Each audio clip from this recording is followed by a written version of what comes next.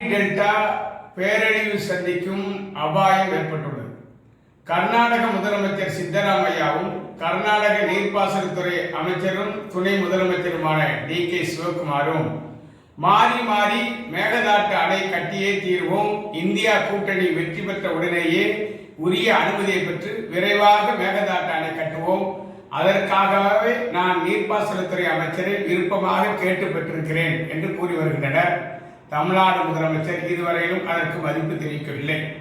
இந்த நிலையில் இன்றைக்கு திடீரென அம்மாநில நீர்ப்பாசனத்துறை அமைச்சர் டி.கே. சிவகுமார் உச்ச நீதிமன்றத்திலும் நீதிமன்றங்களிலும் தமிழ்நாடு அரசு மேகதாட்டு அணை கட்டுவதற்கு தடையில்லா சான்றிற்கு ஒப்புதல் கொடுத்துள்ளதாகவும் விரைந்து இந்தியா கூட்டணி வெற்றி பெற்ற உடனேயே மேகதாட்டு அணை கட்டி முடிப்போம் என அவர் அறிவித்திருப்பது வன்மையாக கண்டிக்கத்தக்கது.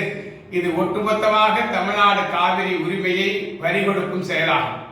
தொடர்ந்து காவிரி உரிமையில் திராவிட முன்னேற்ற கழக ஆட்சி காலத்தில் தான் பல்வேறு அணைகள் கட்டுவதற்கு திமுக அரசு துணை போயிருக்கிறது. பல்வேறு உரிமைகள் பறிபோனதற்கு திமுக காரணமாக இருக்கிறது. இந்த நிலையில் தற்போதைய நிலையில் கர்நாடக முதலமைச்சரும் நீர்ப்பாசனத்துறை அமைச்சரும் மாறி மாறி இந்தியா கூட்டணியை காரணம் காட்டி மேகதாட்டு அணை கட்டுவோம் என்று கூறும்போது இது குறித்து தமிழ்நாடு முதலமைச்சர் மு.க. ஸ்டாலின் வாய் திறக்காமல் இருப்பது தமிழ்நாட்டு விவசாயிகளுக்கு செய்கிற மிகப்பெரிய துரோகமாகும்.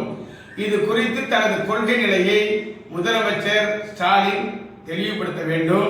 இல்லையே தமிழ்நாடு அரசுக்கு எதிரான போராட்டத்தை தீவிரப்படுத்துவோம் என நான் எச்சரிக்கிறேன்.